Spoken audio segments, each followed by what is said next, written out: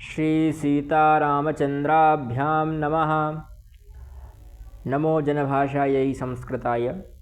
शूद्रकुल अग्निमित्र की राजधानी विदिशा से मैं तेजेंद्र आचार्य आप सभी का पुनः स्वागत करता हूँ। आज हमारा जो विषय है वह है अभ्यास 8 रचनानुवाद कौमुदी का। और मैंने आपसे कहा था कि धीरे धीरे विषय गंभीरता की ओर बढ़ रहे हैं। तो एकदम से अभ्यास 8, 7, 6 को पढ़ेगा उसके लिए समस्या होगी अगर वह विज्ञ नहीं होगा। तो इसलिए प्रारंभ से पढ़िए, सभी अभ्यासों को देखिए, पढ़िए, सुनिए, समझिए, अपने वाक्य बनाइए। ठीक, नोट्स तैयार कीजिए। यहाँ जो हमारी शब्द संख्या है वो 200 के पार पहुँच जाएगी। 200 शब्दों को हम सीख जाएंगे। अब हमने पहले अकारांत पुल्लिंग पढ़ा, अकारांत नपुंसकलिंग पढ़ा और आकारांत स्त्रीलिंग शब्द पढ़े थे। अब यहाँ हमें इकारांत पुल्लिंग शब्दों को पढ़ना है। वह शब्द दिए हैं जैसे हरि। हरि के 16 से ज़्यादा अर्थ हैं, तो उन्होंने 4-5 ही दिए हैं, और भी अर्थ हो सकते हैं हरि के, है ना। न हरि ही न हरि, न हरि न हरि ही, न हरि ही न हरि ही न हर है, ऐसे एक श्लोक भी मिलता है।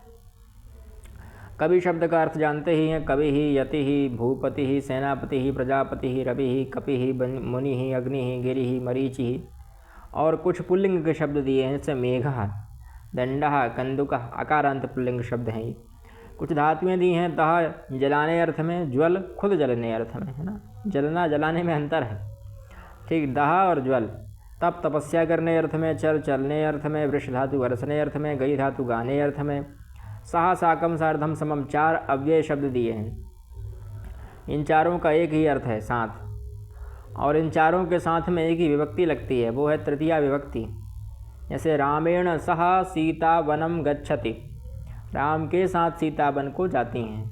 ठीक है। हरि से लेकर जो मरीचि तक शब्द हैं वो सभी हरिवत चलेंगे। हरि शब्द के रूप याद कर लीजिएगा। हरि ही, हरि, हरया इत्यादि रूप बनते हैं उसके। हरिम हरि, हरिण, हरिणा, हरिभ्याम, हरि भी, हरे, हरे, हरिभ्याम, हरिभ्यः इत्यादि। मेघ से लेकर जो कंदुक तक शब्द हैं वो राम के समान चलेंगे।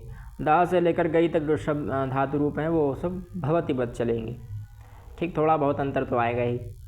हरि शब्द के पूरे रूप आपको स्मरण करना है। ये शब्द रूप संख्या 2 में मिल जाएंगे। संक्षिप्त रूप लगाकर कवि के आदि के रूप भी आपको बनाना है।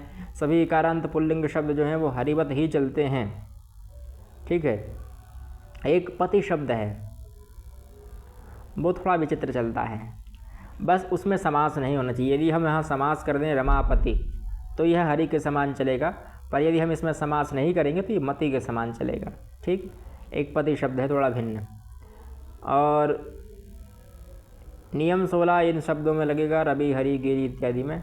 जैसे हरिणा का हरिणाम हो गया, है ना। कहाँ अणा होगा, कहाँ ना होगा, वह आपको ध्यान रखना है। जैसे हरिणा, हरिणाम, और भी जहाँ जहाँ आपको लगे कि कहाँ प्रयोग होना चाहिए अणा का, कहाँ ना का होना चाहिए, वो आप समझ लीजिएगा उसमें। पति ही समास एव, देखो हाँ मैंने वही कहना चाह रहा था, वो निकल आया। नियम 22 कह रहा है पति ही समास एव। पति शब्द जो है वो समास में ही हरि के समान चलता है, बाकी तो वह फिर अलग चलता है। जैसे भूपति ना, भूपतये, भूपते, है ना। भू के जो पति है ना, भूपति मतलब राजा, पृथ्वी के पति। आगे यदि वह समास से इतर है तो फिर हरि के समान नहीं चलता। यहाँ हमें लंग लकार पढ़ना है। अभवत, अभवताम, अभवन, अभवः, अभवतम, अभवत, अभवम, अभवाव, अभवाम। एक 7 जैसी संख्या बना लीजिएगा।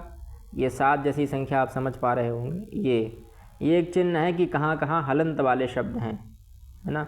जहाँ जहाँ हलंत वाली धातुएं हैं वो ध्यान रखना है आपके लिए। एक 7 जैसी आकृति बनती है। ठीक, इसीलिए यहाँ जो है इनको थोड़ा अलग पढ़ना है। अभवत, अभवताम, अभवन, जबकि इसको अभवत नहीं, तो इस अभवत में और इस अभवत में कोई अंतर नहीं रह जाएगा। ठीक है, ये उच्चारण थोड़ा ध्यान रखना है। इसलिए अत, अताम, अतन, अह, अतम, अत, अम, आव, आम। ठीक है। लंग धातु से पहले आ लगेगा, है ना। कोई भी धातु से पहले आ लग जाता है।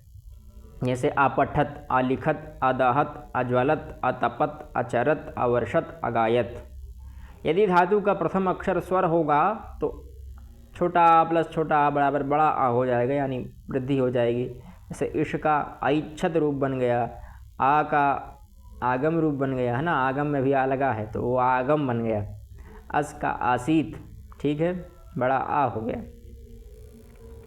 अब कुछ सूत्र दे रहे हैं आपके लिए। पाणिनि जी ने एक सूत्र पढ़ा, साधकतमं करणम, है ना, क्रिया सिद्धि प्रकृष्टोपकारणम करण संज्ञम स्यात्। क्रिया की सिद्धि में जिसकी सबसे अधिक महत्ता होती है ना, क्रिया सिद्धौ प्रकृष्टोपकारणम करण संज्ञम स्यात्, जो सबसे प्रकृष्ट कारण होगा ना, जिसकी सबसे अधिक महत्ता रहेगी। जैसे एक सामान्य वाक्य उठा लीजिए, रामः विद्यालयं गच्छति। अब राम जो है वह विद्यालय जा रहा है, ये तो सर्वविदित हो गया है। अब प्रश्न यह उठता है कि भाई जा किससे रहा है। यह जो गच्छति क्रिया है, इस क्रिया का जो साधन है वो साधन क्या है? विद्यालय तो उसका कर्म है जो इससे मिल रहा है, इसका ईप्सितम है विद्यालय, है ना, राम का ईप्सितम है। हमने कर्म की संज्ञा क्या, कर्म की परिभाषा क्या पढ़ी थी? कर्तु ईप्सितमम कर्म, कर्तु का जो ईप्सितम है, कर्तु मतलब कर्ता का जो ईप्सितम हो। अब यहाँ करण के लिए कह रहे हैं कि जो क्रिया का ईप्सितम हो, जिससे क्रिया का संबंध सीधा बन रहा हो, प्रकृष्ट उपकार, तो किस माध्यम से जा रहा है वह माध्यम होगा। गच्छति जा तो रहा है पर कैसे जा रहा है ना, पादाभ्याम गच्छति अथवा वाहनेन गच्छति अथवा लोकयानेन गच्छति। अब जिससे भी जा रहा है, जिस साधन से जा रहा है, वह साधन इस गच्छति क्रिया के लिए बड़ा ही प्रकृष्ट हो गया। उसने इस पर उपकार किया कि भाई हमारी वजह से तुम्हारी इज्जत हो रही है, नहीं तो तुम्हारी इज्जत नहीं होती। क्यों नहीं होती? क्योंकि हमें पता तो जा तो रहा है पर किस प्रकार से जा रहा है ना। सुखे न गच्छति, किस प्रकार से जा रहा है। दुखे न गच्छति, वह हमें जानकारी कब मिलेगी? जब यहाँ तृतीया का प्रयोग हो जाएगा। वाहने न गच्छति, लोकयाने न गच्छति, रेलयाने न गच्छति, है ना, आकाश हवाई जहाज यानी न गच्छति, जिस यान से जा रहा हो वहाँ उससे उसका अच्छा लगेगा, तब तृतीया का प्रयोग करेंगे, तभी यह संभव होगा। तो वह कर्ण की साधारण सी उन्होंने संज्ञा बताई कि यह कर्ण होता है। अब हमने कल एक नियम भी बताया था आपको कि या संज्ञा सा सा फलवती, जो संज्ञाएं होती हैं उनका कुछ ना कुछ फल होता है, यह एक परिभाषा है। अब इसलिए उस परिभाषा के आधार पर उन्होंने फल बता दिया कि कर्तृकरणयोस् तृतीया। मैंने एक गूढ़ रहस्य की बात भी बताई थी कि कर्ता में तृतीय विभक्ति ही होनी चाहिए मूल रूप से, प्रथमा का प्रयोग अपवाद में है। ठीक, तो कर्तृकरणयोस् तृतीया कह रहे हैं कि कर्ता और कर्ण में तृतीया विभक्ति होनी चाहिए। ठीक है, कर्ण में तृतीया विभक्ति होती है, कर्ता में कब होती है? जब कर्ता कर्मवाच्य का हो अथवा भाववाच्य का हो तो उसमें तृतीया विभक्ति होती है। जैसे एक सामान्य उदाहरण दिया, कंदुकेन क्रीडति। यहाँ जो क्रीड धातु है, यह का इसका जो प्रकृष्ट उपकारक है वो क्या है? कंदुकेन। खेल तो रहा है, कैसे खेल रहा है, किससे खेल रहा है, ये जो प्रश्न उत्पन्न हो रहे हैं वह इस कंदुकेन के द्वारा समाप्त हो रहे हैं कि कंदुकेन क्रीडति, गेंद से खेलता है। कंदुक मतलब गेंद से खेलता है। दंडेन चलति, दंड के सहारे, दंड से चलता है ना, उसके सहारे, वो का लंगड़ा लूला, इसलिए दंड के सहारे चल रहा है। अब एक आपके लिए दूसरा उदाहरण दे रहे हैं। पहले तो कर्ण में तृतीया बताई, तो कर्ण जो तृतीया वाले दो उदाहरण बता दिए कर्ण के। अब हमारे लिए बताया था कर्मवाच्य में कर्ता में तृतीया विभक्ति होती थी। कर्मवाच्य बता दिया कि रामेण गृहम गम्यते, राम के द्वारा घर को जाया जाता है। अब यहाँ जो रामेण है यह कर्ता है, इस कर्ता में तृतीया विभक्ति है क्योंकि यहाँ गम्यते जो धातु है वो किसकी है? यह कर्मवाच्य की धातु है, इसलिए यहाँ पर तृतीया विभक्ति हो गई। आगे रामेण भूयते, भू धातु अकर्मक है, अकर्मक होने से भाववाच्य में चली गई, है ना, और भाववाच्य में जाने से यहाँ कर्ता में तृतीया विभक्ति हो गई। ठीक, तो यहाँ समझ गए होंगे आप, भाववाच्य में और कर्मवाच्य में कर्ता में तृतीय विभक्ति होती है, धातु में आत्मनेपद का रूप चलते हैं धातुओं के। ठीक है, प्रथम पुरुष का अधिक प्रयोग होता है, अन्य दो पुरुषों को गौण कर दिया जाता है ना। जैसे हमें भी कहना हो तो भी हम वही करेंगे, मया लिख्यते, यहाँ मया लिखे ऐसा रूप नहीं बन सकता है। ठीक, आगे एक और नियम बता रहे हैं कि सहा युक्ते प्रधाने, सहा इत्यादि जो हैं उनसे युक्त होने पर अप्रधान कर्ता में तृतीया विभक्ति होती है। जैसे जनके न सहा, पिता के साथ में, है ना, गृहम गच्छति, वो सब आप बना लीजिएगा। इत्थम भूत लक्षणे, इस प्रकार का किसी भूत का लक्षण दिख रहा हो, भूत मतलब किसी प्राणी का लक्षण दिख रहा हो, तो उसमें भी तृतीया होती है। जैसे लक्षण से उस भूत की परिचय मिलता है ना। जैसे हमें देखकर कह रहे होंगे आप लोग जटाभिस्तापसः, है ना, जटाओं से तापसी है।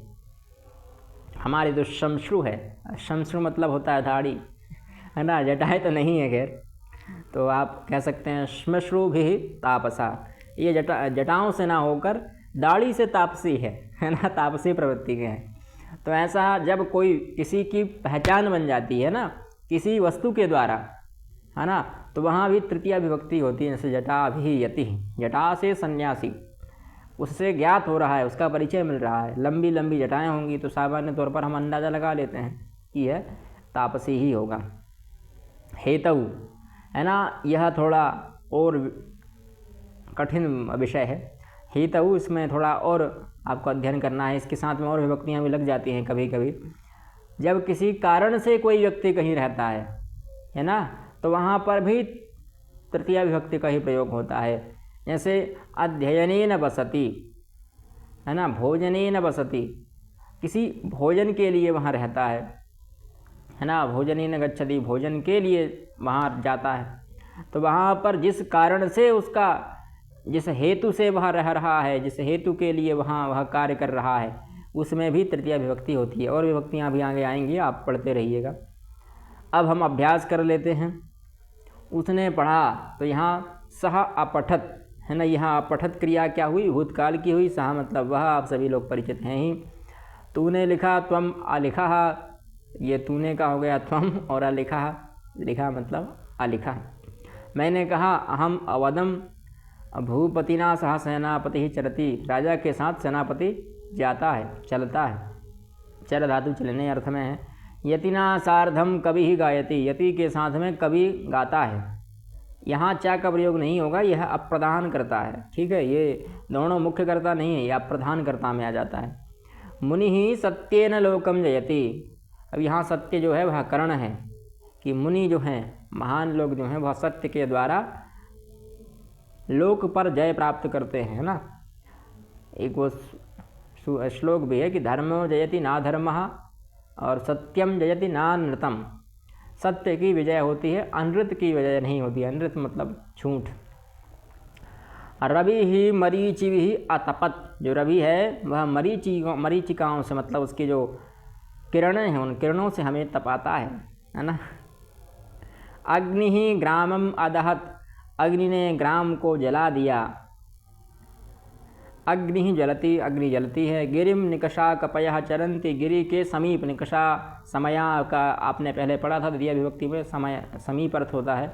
तो गिरि के पास, गिरि मतलब पहाड़, पहाड़ के पास में, कपि मतलब बंदर, चरन्ति मतलब घूमते हैं, कपि घूमते हैं। मेघः वर्षति, मेघ मतलब बादल, वर्षति मतलब बरसते हैं।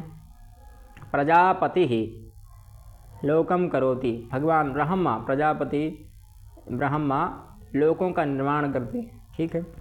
अध्ययनेन वसति, अध्ययन के उद्देश्य से, अध्ययन के लिए, अध्ययन के कारण से बसता है। विद्या ज्ञानम भवति, विद्या के द्वारा ज्ञान प्राप्त होता है। यहाँ भी विद्या क्या है, करण है ना, विद्या के द्वारा उसने उसको देखा, ठीक है। विद्या याति विप्रत्वम त्रिभिर्श्रोत्रिय लक्षणम, श्लोक भी है ना कि जन्मना ब्राह्मणों के यह संस्कारैर्द्विजुच्यते, और विद्या याति विप्रत्वम त्रिभिर्श्रोत्रिय लक्षणम, जन्म से ब्राह्मण, फिर कर्म से अर्थात द्विज कर्म होगा, उसका उपनयन संस्कार होगा, उससे उसको द्विज हो जाएगा वह, और द्विज के बाद जब वेद पाठादि से निवृत्त हो जाएगा, जन्मना ब्राह्मणों के या संस्कारैर्द्विजुच्यते, और विद्या याति विप्रत्वम, जब उसको ब्रह्म विद्या, वेद विद्या, मीमांसा इत्यादि दर्शन विद्या प्राप्त हो जाएंगी, तब वह विप्रत्व की श्रेणी में आ जाएगा। यह 3 प्रकार के श्रोत्रियों के लक्षण हैं। धर्मेण हरिम अपश्यत, धर्म के द्वारा हरि को देखा, ठीक, भगवान विष्णु को देखा उसने धर्म के द्वारा, क्योंकि धार्मिक प्रवृत्ति का होगा, उसने धर्म के सहारे इतना पुण्य अर्जित कर लिया कि उसको भगवान विष्णु के दर्शन हो गए। राम गेंद से खेला, तो यहाँ पर भी रामः कंदुकेन अखेलत इत्यादि आप लोग बना सकते हैं, है ना। ये रामः कपिभिः सह अखेलत, यहाँ भी कपिभिः समम शाकम सार्धम, जो आपको उचित लगे, तो चारों में से कुछ भी चिपका दीजिएगा। आगे चलते हैं। अक्रीडत और अखेलत दोनों प्रयोग कर सकते हैं। खेलरी में से चलने, चलने अर्थ में धातु है, पर उसका प्रयोग कर लेते हैं खेलने अर्थ में। अक्रीडत भी प्रयोग कर सकते हैं। यहाँ क्रीड धातु ही है मूलतः, क्रीड का ही प्रयोग करना चाहिए। कभी ना अगायत, कभी के द्वारा गाया गया। अब देखिए यहाँ पर जो अगायत क्रिया है वह कर्मवाच्य की नहीं है। अगर इसमें हलंत हटा दिया जाए तो हो जाएगी, अगर इसमें हलंत है तो फिर नहीं होगा। अगीयत ऐसा रूप बनेगा, गीयते गीयते गीयन्ते ऐसा रूप बनता है। अब यहाँ वह सब रूप नहीं बन पा रहा है, इसलिए यह कर्मवाच्य की क्रिया तो नहीं है, न भाववाच्य की है, क्योंकि यह सकर्मक हो और सकर्मक है। अब अगर यह कर्मवाच्य भाववाच्य की क्रिया नहीं है तो कर्ता में तृतीय विभक्ति नहीं होनी चाहिए। यहाँ कर्ता में तृतीय विभक्ति उन्होंने चिपका दी, गलत किया, नहीं करना था, बेचारों को बुरा लग गया, इसलिए उन्होंने लिखा प्रथमा का प्रयोग सही है, कभी ही अगायत। अग्निना नगरम अदहत, अग्नि के द्वारा नगर जला, ऐसा भी नहीं है, क्योंकि यहाँ अदहत क्रिया फिर वही सिस्टम है कि अदहत क्रिया जो है वह कर्तरी है ना, कर्मवाच्य कर्तृवाच्य की है। अगर कर्मवाच्य की होती तो फिर उसमें तृतीय विभक्ति होती, इसलिए वह सही वाक्य क्या है, अग्नि ही नगरम अदहत। यहाँ अग्नि ही प्रथम कर्ता है, प्रथमा विभक्ति में होना चाहिए। भूपत्यु सह आगच्छत, भूपति के साथ आता है, अर्थ वही निकलेगा, पर ऐसा हिंदी में मैंने कल भी कहा था कि अगर हिंदी का सीधा अर्थ आप संस्कृत में करेंगे तो समस्या होगी। भूपतिना सह आगच्छत, भूपति के साथ में आता है, ठीक है। आगे यति ही मुनेह सह, यति जो है वह मुनि के साथ में आता है, जाता है, खाता है, पीता है, जो भी आप कर सकते हैं। अब सेनापतिना च लोकस्य अरक्षत, सेनापति ही च लोकम अरक्षताम, जो भी मतलब 3-4 लोग हैं आगे, उन्होंने एक डोट लगा दिया है, उस डोट से आपको समझना है कि कुछ लोग जो हैं वो आगे हैं, इसलिए यहाँ डोट वगैरह लगा दिया है। बहुत सारे लोग थे इसलिए यहाँ क्रिया भी बहुवचन की कर दी उन्होंने, है ना। अभवत अभवताम, यह क्रिया बहुवचन की कर दी, नहीं द्विवचन की है। अभवत अभवताम अभवन, द्विवचन की क्रिया कर दी है, क्योंकि 2 लोग थे। मान लीजिए कोई राजा हो, राजा शब्द, राजा सेनापतिश्च लोकम अरक्षताम, राजा और सेनापति लोक की रक्षा करते हैं। अब यहाँ षष्ठी का प्रयोग होना गलत है, क्योंकि लोकम जो है वह कर्म संज्ञा में आ गया, संबंध संज्ञा में नहीं आ रहा है, इसलिए लोकम में द्वितीय होना ही श्रेयस्कर रहेगा, अच्छा रहेगा। अब वही नियम है, 2 के वाक्यों को आपको लुट लट लोट में बनाना है, पूरे रूप लिखना है, हरि कवि रवि अग्नि मुनि भूपति प्रजापति इत्यादि के। लंग लकार के पूरे रूप लिखना है, अपठत अपठताम अपठन, अलिखत अलिखताम अलिखन, अगच्छत अगच्छताम अगच्छन, अवदत अवदताम अवदन, है ना, अपश्यत अपश्यताम अपश्यन इत्यादि, अतिष्ठत अतिष्ठताम अतिष्ठताम अतिष्ठन इत्यादि, अपिबत अपिबताम अपिबन। ठीक, ये सब के अलग अलग रूप बना लीजिएगा, लिख लीजिएगा, याद कर लीजिएगा, सरल रहेगा। आगे वसह साकम सार्धम समम अधहत अतपत अचरत अकायत इत्यादि के साथ में वाक्य बनाना है, यह भी सरल कार्य ही है। आप सह साकम सार्धम चारों का एक ही रूप से बन सकता है, अलग अलग भी बना सकते हैं, आपके ऊपर डिपेंड करता है ना। क्रियाएं भी बहुत सरल हैं, एक ही प्रकार के वाक्य से आप चारों प्रकार की क्रियाएं भी जोड़ सकते हैं, बना सकते हैं। अब रिक्त स्थान में भरना है आपके लिए, लंग लकार का प्रयोग करना है। रामः कंदुकेन अक्रीडत, राम जो है वह कंदुक से खेला, गेंद से खेला। यति ही सूर्यम अनमत, यति ने सूर्य को प्रणाम किया। कभी ही कथम अगायत, कथाम होना चाहिए था, अथवा गीतम इत्यादि। कथम तो किस प्रकार से हो जाएगा, कथम का अर्थ है कैसे, किस प्रकार से, तो कभी ही कथम अगायत ऐसा भी कर सकते हैं, किस प्रकार से उसने गाया। गिरिम निकषः कपि ही अभ्रमत, है ना, जो गिरी के समीप था वो कवि अभ्रमत मतलब घूम रहे थे, भटक रहे थे। कपिभिः सह बालः अक्रीडत, कपियों के साथ में, बंदरों के साथ में बालक खेल रहा था। ठीक है, तो इस प्रकार से आपको भूतकाल और वर्तमान काल, भविष्यकाल, लोट लकार इत्यादि आप लोग सभी लकार पढ़ रहे हैं, धीरे धीरे उनका अभ्यास करते जाइए। सभी शब्द रूपों को जो जो बता रहे हैं, जो जो धातु रूप बता रहे हैं, सब याद कर लीजिए। आपके पास अच्छा समय होता है 24 घंटे का, 24 घंटे में अगर आप एक शब्द रूप याद कर रहे हैं तो बहुत अच्छी बात है, आगे जाकर आपको समस्या नहीं होगी। ठीक है, मिलते हैं अगली वीडियो में। जयतु संस्कृतम जयतु भारतम।